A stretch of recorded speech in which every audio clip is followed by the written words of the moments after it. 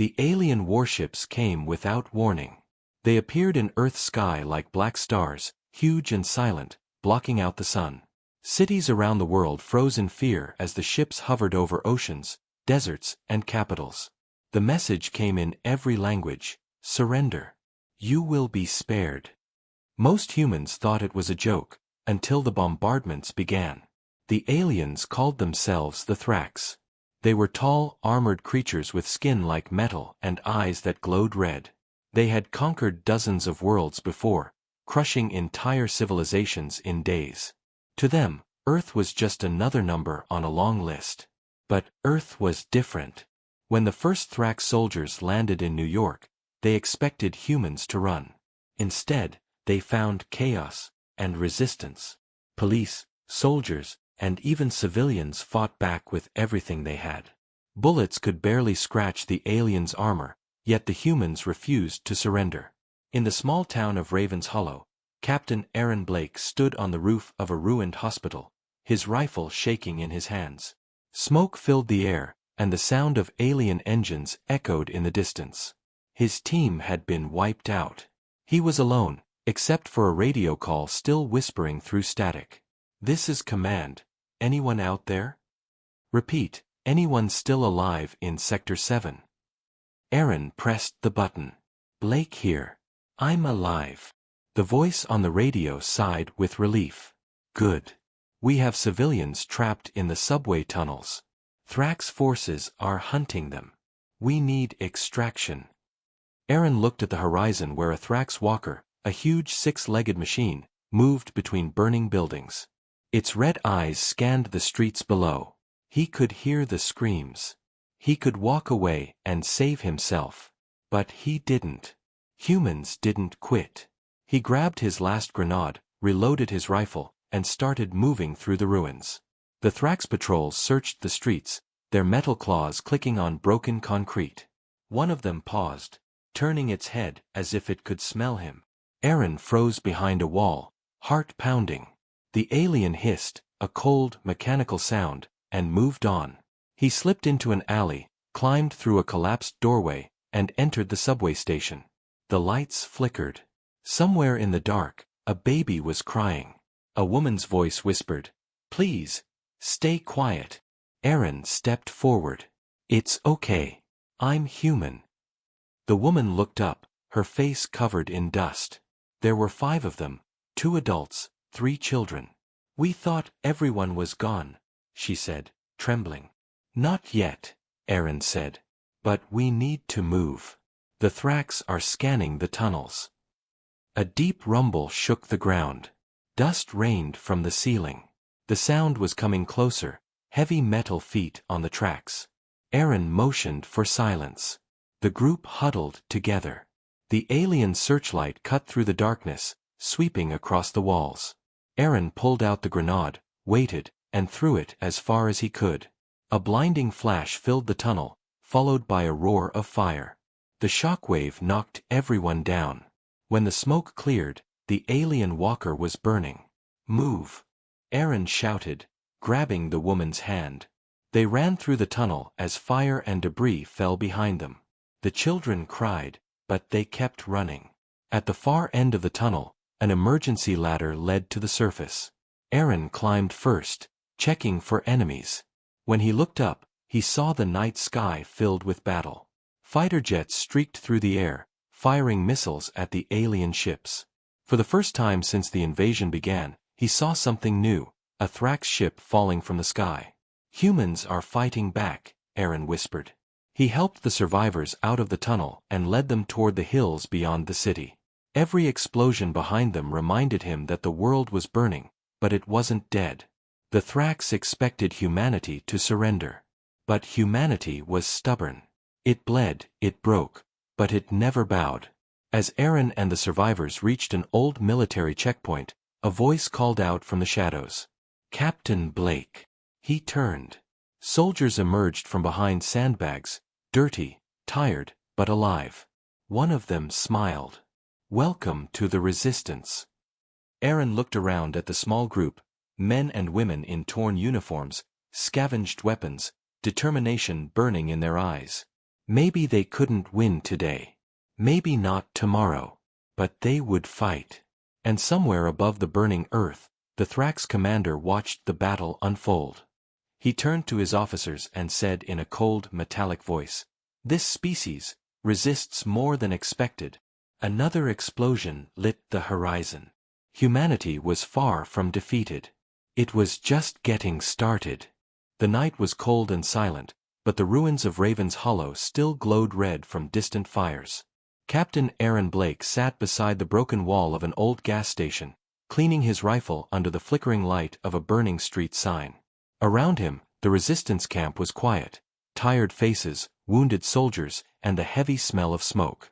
Humanity was fighting back, but the cost was high. A young soldier named Diaz walked up, carrying a dented helmet and 2 cans of food. "You should eat, sir," he said softly. "You haven't slept in 2 days." Aaron shook his head.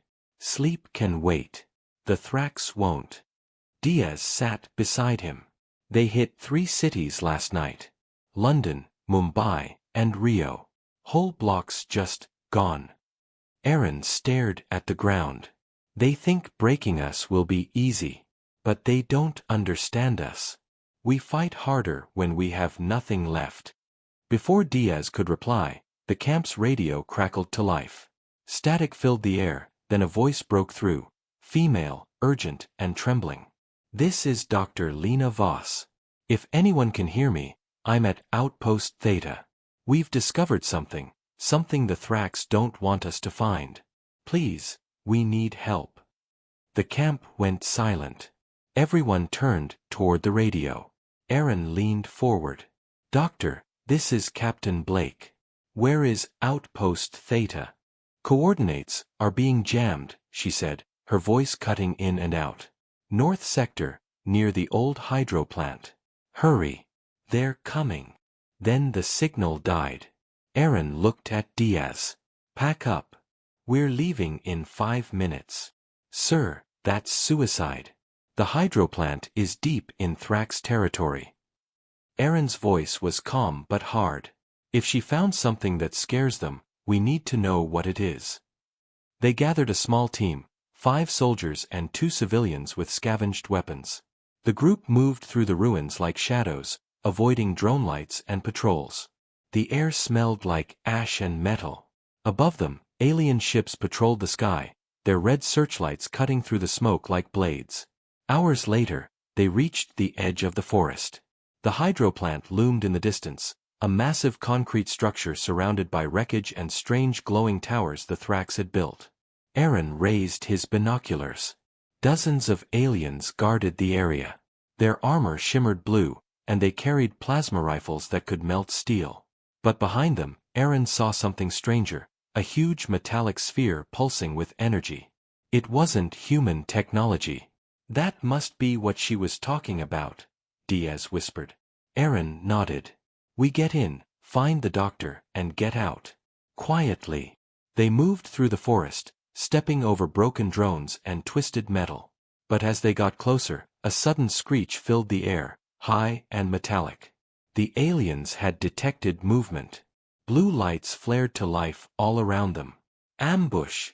Diaz shouted. Energy bolts ripped through the trees. Aaron dived behind a rock, firing back. One Thrax fell, its armor sparking. Another roared and charged forward, claws slicing through the air. Aaron fired again, hitting it in the throat. It collapsed, twitching. "Move!" he yelled. The team sprinted toward the plant, lasers lighting up the night. 2 soldiers went down, their screams echoing. Aaron grabbed Diaz's arm and pulled him through a side gate. Inside, the hall was dark and silent. Machines hummed weakly, lights flickering. Then a voice came from behind a metal door. "Captain Blake." Aaron turned. "Dr. Voss." The door opened, revealing a woman in a torn lab coat. Her eyes were wide with fear and exhaustion. "You actually came," she said. "Thank God. What did you find?" Aaron asked. She led them inside. The room was filled with alien tech, cables, screens, and that same pulsing blue light. In the center of the room, A human body floated in a tank of liquid, connected to alien wires. Aaron froze. "What is that?" Dr. Voss whispered. "The Thrax are experimenting on humans. They're trying to copy something inside us, something they don't have." Diaz frowned. "Copy what?" "Willpower," she said. "They can't understand why humans fight even when they're losing. They want to steal it." Before Aaron could reply, an alarm blared. The doors sealed shut. Dr. Voss's face went pale. "They know we're here." Aaron gritted his teeth, raising his weapon. "Then let's show them what they're trying to copy." The walls shook as Thrax soldiers stormed the building. Blue lights flashed through the smoke. Gunfire and plasma filled the room. Aaron stood in front of the doctor, firing until his rifle clicked empty. When the first alien broke through the smoke, it saw something strange, a human with no armor, no shield, but eyes burning with defiance. The alien hesitated for just a second. And that second was enough for humanity to strike back again. The war wasn't over. It was just getting more personal. The sun hadn't risen yet when Aaron Blake opened his eyes. The air smelled of rust and smoke.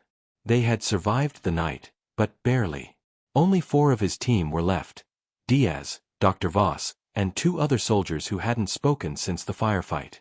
The rest lay buried under the ruins of Outpost Theta. Aaron sat near a broken console, staring at the strange device they had taken, a small, cube-shaped alien core, glowing faintly with blue light. It pulsed like a heartbeat. Dr. Voss knelt beside it, her hands shaking. "This is what they were protecting," she whispered. "It's not just tech, it's part of their neural network. If we can decode it, we can learn how they think, maybe even how to stop them." Aaron rubbed his eyes. "You can do that with what's left of your equipment?" She gave a tired smile. "Not alone. But there's a lab in the mountains, an old pre-war research station. If we can reach it, I can access the old systems. Maybe get this thing open." Diaz checked his rifle. "That's a long way through alien territory. We won't make it walking." Aaron looked at the dead Thrax ships lying in the crater outside the plant. "We might not have to walk." 3 hours later, the humans stood beside one of the downed alien crafts. Its hull was cracked, smoke rising from its engines. It looked like a massive insect, its surface shifting and pulsing faintly, as if still alive. Dr. Voss examined the cockpit. "This thing's half biological. It responds to neural impulses. If I can connect it to the cube, I might be able to control it." Diaz blinked. "You mean fly it?" She nodded. "If we're lucky." Aaron gave a small grin. "Luck's all we've had lately." The team worked in silence as Voss linked the cube to the alien ship systems. The hull responded, glowing brighter, and the air around them began to hum. The sound was deep, almost alive. Then the ship moved. "Get in!" Aaron shouted. The hatch opened like a living mouth. They climbed inside, weapons ready. The interior pulsed with light, veins of blue energy running through the walls. When Dr. Voss placed her hand on a control node, the ship shuddered and lifted off the ground.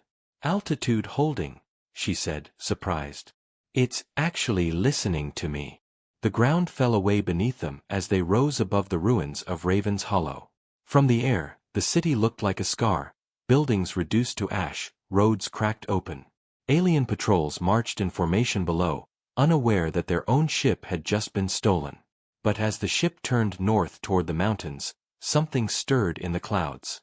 A massive Thrax cruiser appeared above them, its hull dark as night, engines glowing red. "Contact!" Diaz yelled.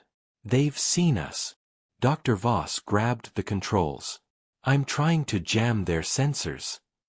A beam of plasma tore past, shaking the ship. Alarms screamed. The hull temperature spiked. Aaron strapped himself in and shouted, "Hang on!" The small craft dove into the clouds. Lightning flashed all around. The Thrax cruiser fired again, the beam slicing through the mist. The ship's organic skin rippled, sealing holes as fast as they formed. Diaz fired the alien cannon from the side port. The energy burst hit the cruiser's wing, leaving a glowing scar. "They're hit," he yelled. "Not enough," Aaron replied. "We need to lose them in the storm." The ship dropped lower, skimming over mountain ridges and frozen rivers. Ice cracked beneath the shockwaves. Finally, after what felt like hours, the radar went silent. The sky cleared. Dr. Voss exhaled shakily. "We made it."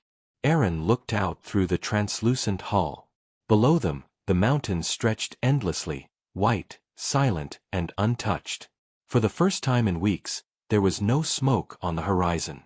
They landed near an abandoned bunker half buried in snow. As the engines powered down, Aaron stepped outside. The air was freezing but clean. "This is it," Dr. Voss said, brushing snow off an old metal door. "Research Station Echo. If it's still functional, we can connect to Earth's remaining satellite grid, and maybe send a message to the world." Aaron frowned. "You mean, tell them we're still fighting?"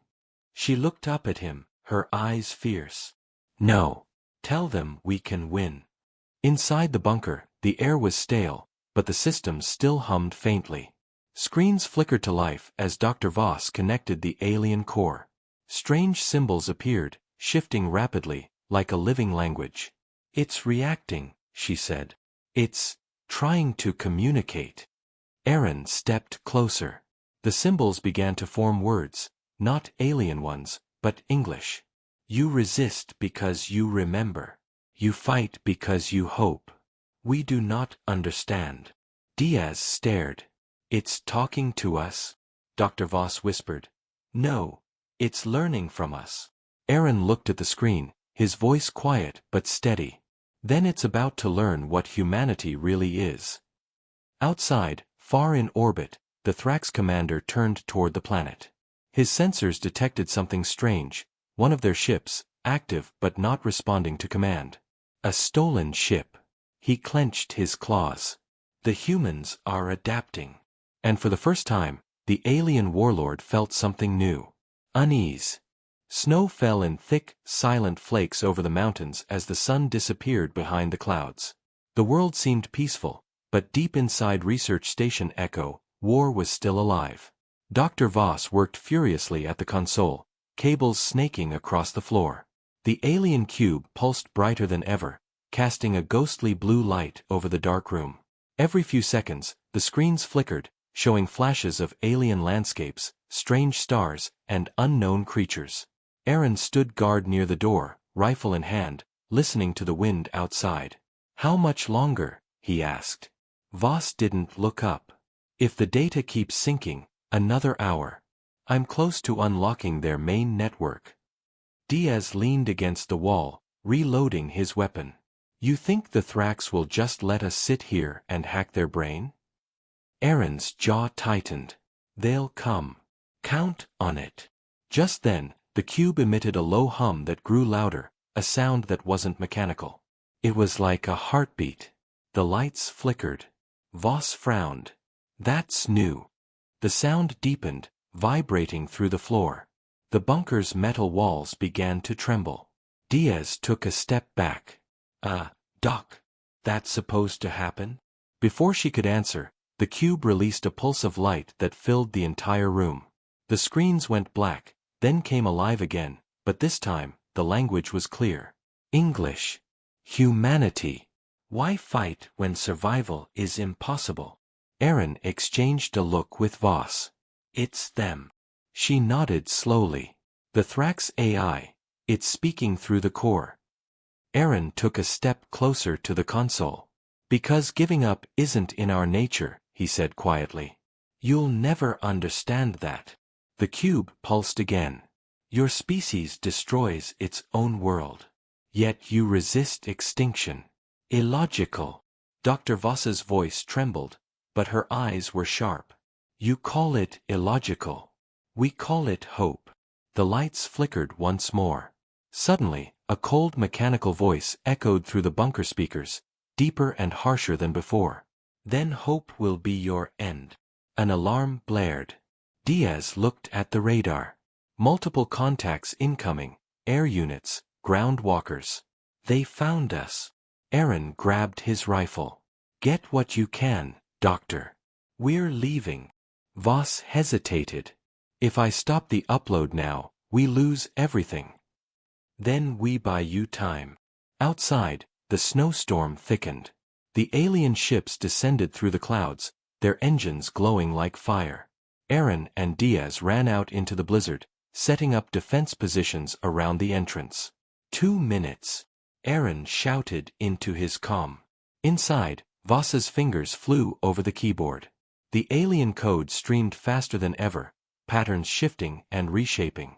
She saw flashes of data, Thrax troop movements, ship blueprints, even a fragment of their command structure. She started copying everything she could. Outside, plasma bolts ripped through the snow. The ground exploded as alien walkers stomped toward the bunker. Aaron fired, hitting one in the sensor cluster. It stumbled but didn't fall. Diaz, left flank. I'm on it. The two fought side by side, their breath turning to steam in the freezing air. The sound of gunfire mixed with the howling wind. A missile streaked across the sky and slammed into the mountain, shaking the ground. Inside, alarms screamed. Dr. Voss stared at the screen. The upload had reached 95%. Come on, come on. Then the cube flashed red. Connection detected. Thrax command incoming. The bunker lights went out. A deep voice filled the room, calm, cold, and inhuman. You have stolen what is ours. You will return it, or be erased. Dr. Voss froze. Who are you? I am Directive Prime. I am Thrax. The cube glowed brighter, and the screens showed the image of an alien face, not physical, but digital, made of light and data. Its eyes burned like fire. Your people fight without logic, it said. You spread chaos. You are dangerous to all life. Voss whispered, maybe. But at least we're alive. Before the AI could respond, a blast shook the bunker. The ceiling cracked. Diaz's voice shouted through the comm. We're outnumbered. They've got flyers incoming. Aaron's voice followed. Doctor, now or never. Voss hit the final command key. The screen flashed one word, transfer complete. She yanked the cube from the console and ran toward the exit as explosions tore through the corridor. Sparks rained down. Outside, Aaron saw her emerge through the smoke, clutching the cube. Got it. Yes. Everything, she shouted. Then let's move. They ran toward the stolen Thrax ship buried under snow. Plasma fire lit the mountains behind them, turning the white snow into red flame. Aaron turned once before entering the ship, just in time to see a massive Thrax dropship descending onto the bunker. He muttered under his breath, Enjoy your empty base. The alien ship roared to life, rising into the sky as the mountain behind them exploded in fire and ice. Inside the cockpit, Dr. Voss stared at the cube glowing steadily in her hands. We have their data, their secrets, maybe even their weakness. Aaron looked out the window at the burning horizon. Good. Let's make them regret ever coming here.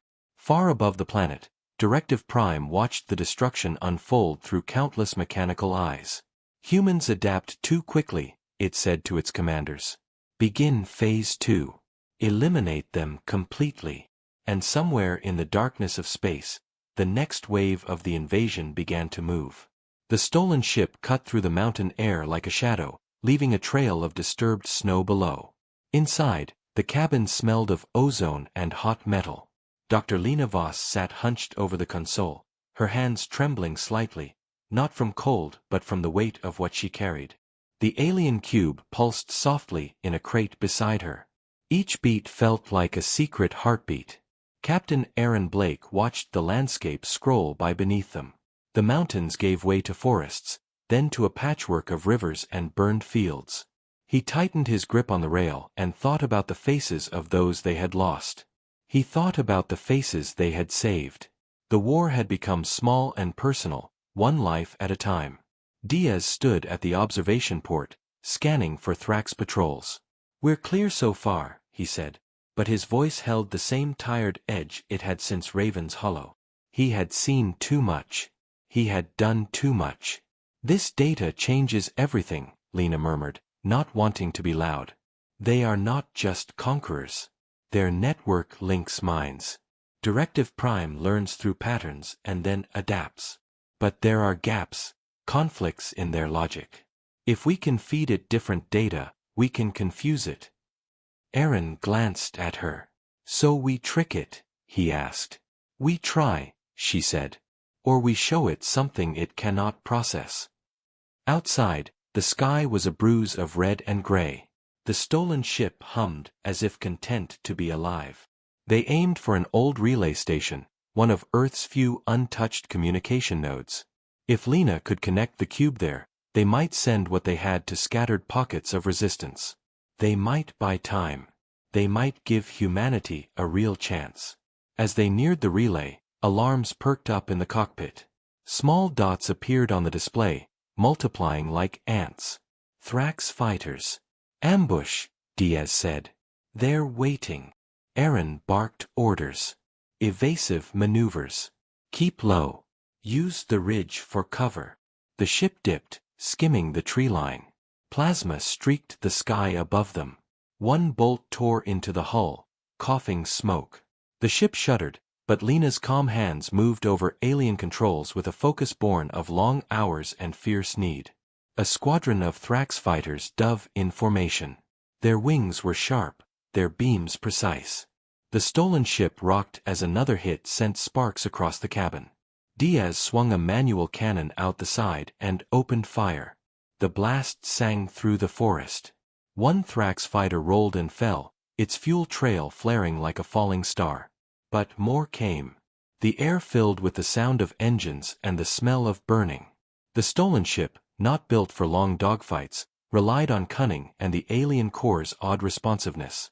Lena fed it patterns, random pulses and rhythms. For a moment, the ship moved in ways that did not make sense to the attackers, jerking, diving, and then gliding as though slipping through cracks in the sky. They broke through the formation and dove toward the relay. On approach, a massive Thrax walker rose from the ground like a stone beast. Its arms pitched forward and fired. The beam struck a tower, sending metal rain. The relay flashed and sparked. Aaron felt the ship dip. "We won't make it if that walker keeps firing," he said. Lena's eyes narrowed. "I can try something risky. If I sync the cube with the ship and then with the relay, I might overload their local network, create a feedback loop." "You sure?" Diaz asked. "No," she said honestly. "But we don't have a better plan." They dropped low and landed in a field next to the relay as Thrax forces swarmed the area. Soldiers poured out like a black river. The stolen ship's hatch opened. Snow mixed with ash. Lena marched out, the crate carried by two of the remaining soldiers. Aaron and Diaz took positions on the flanks, weapons ready. The relay tower loomed, vines of cable snaking down its sides. Lena connected the cube to the relay's ancient port. The ship's alien systems hummed, then stuttered as something new pushed through. Lena forced the connection, sweating. Information streamed across centuries of broken networks. She tasted lines of code in her mind like bitter metal. Directive Prime noticed almost instantly. The Thrax commander's voice spoke inside the network, cold and precise. "Unauthorized signal. Isolate and eliminate." The nearby walkers pivoted, and war cries rose. Lena shouted, "Now!" Aaron and Diaz charged. The first line of Thrax soldiers met them with claws and plasma, throwing human bodies back like rag dolls. The resistance fought with knives, bullets, and a rage that needed release. Aaron felt his world tighten into one steady rhythm: aim, fire, survive. He ducked under a swipe of metal and fired. A soldier fell. Diaz tackled a Thrax, rolling into the mud. The fight was raw and close, every breath and cut a small miracle. Inside the relay, lights screamed. Lena kept pushing data, images, sounds, memories of human stubbornness. She fed the network scenes of families hiding in basements, of firefighters charging into flames, of protests and songs and the strange little rituals of humanity. She fed it paradox, acts that had no clean logic but were real and sharp and alive. The cube pulsed wildly. Around them, Thrax units began to hesitate. They paused in the middle of attacks, heads cocked as if listening to a song no one else could hear. Walkers momentarily shut down, systems trying to reconcile what they were receiving. The local network stuttered and glitched. For a heartbeat, humanity's raw, messy existence overwhelmed the cold, unbending logic Directive Prime used to conquer. Seizing the moment, the resistance pressed forward. Soldiers who had been pinned rose with a new fury. They pushed the Thrax back, step by step. Aaron saw a child's face in the fight, a boy with a slingshot who had somehow found his way to the front. He thought of how small acts became history. But the victory was fragile. Directive Prime adapted.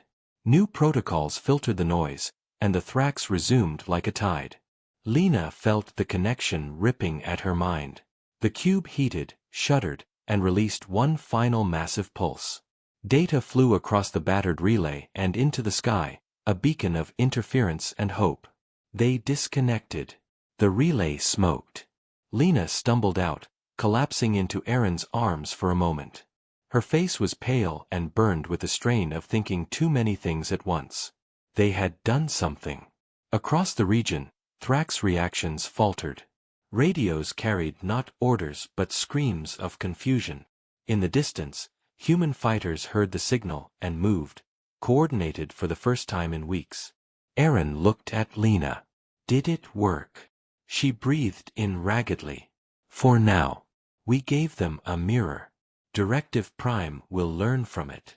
And then it will change. But those moments of confusion, those are our chances. Diaz smiled, tired and filthy. We keep hitting those chances until they run out.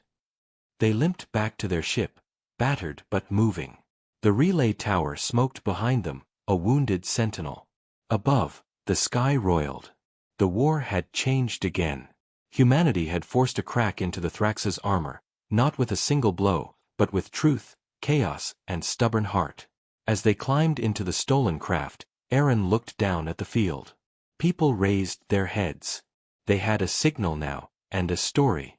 He thought of those who had fallen and those who still fought, and he felt, for the first time in a long while, a fierce, small hope that could not be measured by logic.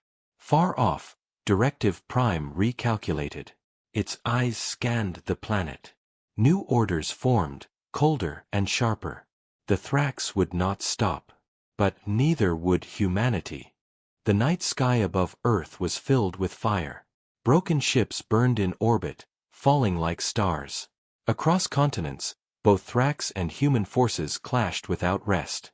Cities had become battlefields, mountains had become fortresses, and the line between life and death blurred with every passing hour. Inside the stolen alien ship, Captain Aaron Blake and his team flew low over the wastelands.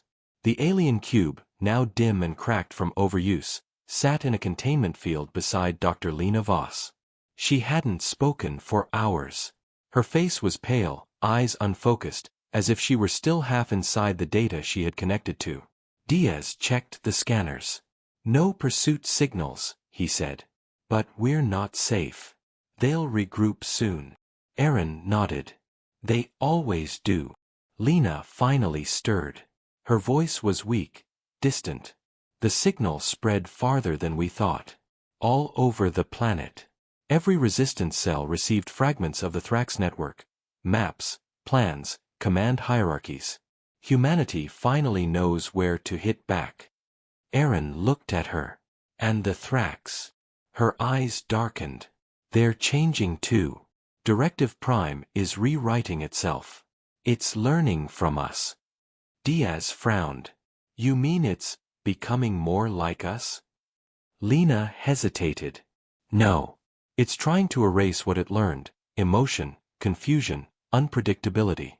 Sees those things as disease. It's purging them. Aaron's hands tightened on the controls.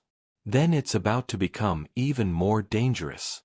The ship crossed into the desert, where an underground resistance base lay hidden beneath the sands. It was one of the last strongholds left. As they landed, tired soldiers rushed to meet them. The base commander, an old general with one arm replaced by a cybernetic prosthetic, saluted. "Captain Blake. Dr. Voss. You did it. We intercepted your signal. It's rallying survivors everywhere." Aaron climbed down from the ramp. "How many?" The general's eyes gleamed. "Thousands. Scattered, but fighting again. You've given them something to believe in." For the first time in days, Aaron allowed himself a small smile. "Then we hit back." Inside the command bunker, a holographic map showed Earth covered in red, Thrax zones, with small flickers of blue light marking human resistance pockets. The blue lights were growing. Lena stood beside the map, her fingers tracing a new signal pattern. The Thrax are concentrating forces around 3 major sites: Orbit Command, Deep Sea Power Cores, and something here. She pointed to a location in Siberia, their main atmospheric processor.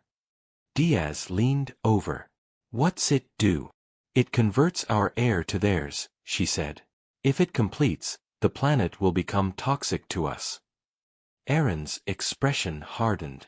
"Then that's our target." The general shook his head. "It's suicide. The Thrax have a full army guarding it." Aaron replied quietly, "So did the last place we hit." Lena looked at him, reading his thoughts. "You're thinking about using the cube." He nodded. "If we can overload it at the processor, maybe we can take the whole system down with it. Burn the network from the inside." She hesitated. "The cube isn't stable. If we push it, it could explode, not just here, but everywhere it's connected." Aaron's eyes didn't waver. "Then we make sure it takes them with it." The next night, under the cover of a dust storm, the Resistance launched its most desperate operation. Old human jets flew beside stolen Thrax craft. Trucks, tanks, and mechs crawled across the sand. Above them, flashes of battle turned the sky blood-red. Aaron's team rode at the center of the convoy, the cube pulsing faintly inside its case. Every soldier around them carried that strange look, fear and hope twisted together. Lena sat silently, holding the cube close. "It's almost alive," she whispered. "It feels us watching it." Diaz chuckled softly. "Then maybe it'll be scared too." They reached the edge of the Thrax zone at dawn. Towers of black metal rose from the desert, humming with energy. The air shimmered with heat and radiation. Thousands of Thrax units marched in perfect rhythm, their red eyes glowing in the storm. Aaron stood up, scanning the field. "There's our target, the processor core. We go in fast. We go in loud." The first human missiles streaked through the air, striking the outer defenses. Explosions tore across the desert. The Thrax reacted instantly, returning fire with blinding beams that turned sand to glass. Aaron's convoy charged forward, engines screaming. The air was filled with smoke and flame. The stolen ship flew overhead, firing bursts of plasma into enemy lines. "Go! Go!" Aaron shouted as they neared the central tower. They fought through chaos, explosions, screams, the hiss of alien weapons. Diaz was hit in the shoulder but kept firing, covering the others. Soldiers fell and rose again, driven by pure defiance. At last, they reached the base of the massive processor. The tower pulsed with alien light, stretching high into the clouds. The ground beneath it vibrated like a living thing. Lena connected the cube to a port on the tower. Streams of data exploded across the interface. She winced as sparks jumped from the console. "It's merging." Aaron fired at incoming Thrax soldiers. "How long?"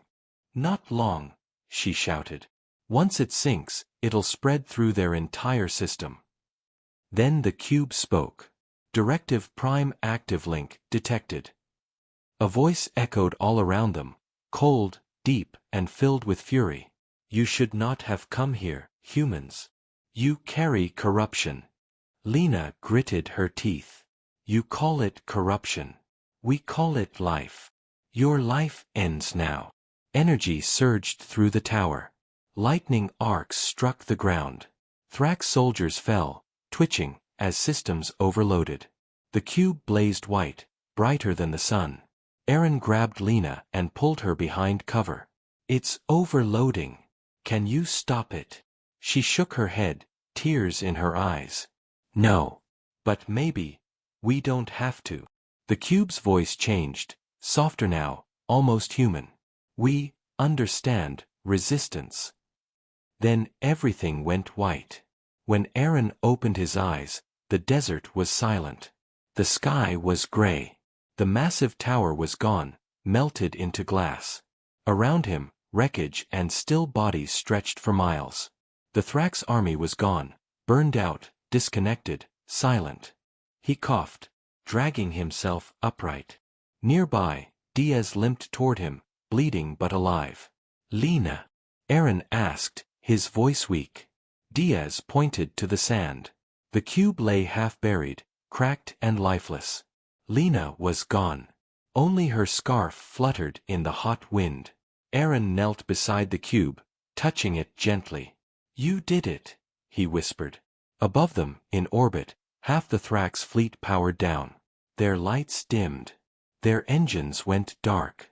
Across the world, humans looked up and saw the sky clearing for the first time in months. The war wasn't over, not yet. But something had changed. The Thrax had been hurt, deeply. And humanity, scarred and bleeding, was still standing. Aaron stared at the rising sun over the scorched desert. "You thought conquering Earth would be easy," he murmured. "You were wrong." He turned and began walking toward the horizon, where the last survivors were gathering under a tattered human flag. Humanity had lost millions. But it had gained something the Thrax could never understand: hope. Weeks passed since the explosion that ended the battle in the Siberian desert. The skies were quieter now, though the world below was scarred and broken. Cities lay in ruins, oceans boiled with debris, and the once blue atmosphere carried faint streaks of ash. But amidst the silence, humanity endured. Captain Aaron Blake stood on the cracked balcony of an old research outpost in northern Canada, one of the few places still receiving faint signals from orbit. His uniform was torn, his arm bandaged, and his eyes carried the weight of 1,000 battles. Behind him, Diaz worked on a small comms terminal, trying to reach any surviving fleets. "Signal's weak," Diaz muttered. "But I'm getting something, encrypted, maybe human." Aaron turned. "From where?" "Low orbit," Diaz said. "Could be one of our satellites, or one of theirs pretending to be." Aaron walked over, leaning on the console. "Patch it through." The screen flickered, static dancing across the display. Then a faint voice broke through. Female, calm but tired. "This is Commander Isla Chen of the Ark Station. To any surviving human units. We are still here. We have civilians, scientists, and what's left of our defense grid. We need ground confirmation before we fall." Aaron's eyes widened. Ark Station survived? Diaz looked up. "Barely, from the sound of it." Aaron clenched his jaw. "Then we go get them." Diaz stared at him. "Aaron, the Thrax still control most of orbit. We don't even know if your ship can fly after the EMP pulse." Aaron glanced out the window. "We'll find a way. Humanity's done the impossible before." 2 days later, their repaired Thrax shuttle lifted off from an abandoned base, its engines coughing to life. The sky above was still filled with wreckage, shattered alien ships and burned human craft drifting in silence. As they ascended, the radio filled with echoes of dead transmissions, fragments of battles long ended. Inside the cockpit, Lena's old scarf hung on the controls. Aaron touched it briefly before focusing on the stars ahead. Diaz broke the silence. "You still think she's gone?" Aaron didn't answer. His eyes remained fixed on the black horizon. "I think she gave us a chance. That's enough." As they reached orbit, the Thrax grid came into view. Massive derelict ships, dark but not dead. Some still flickered with energy, like beasts sleeping with one eye open. Suddenly, alarms blared. "Contact!" Multiple signals, Thrax interceptors powering up. Diaz shouted. Aaron gritted his teeth. Brace for evasive.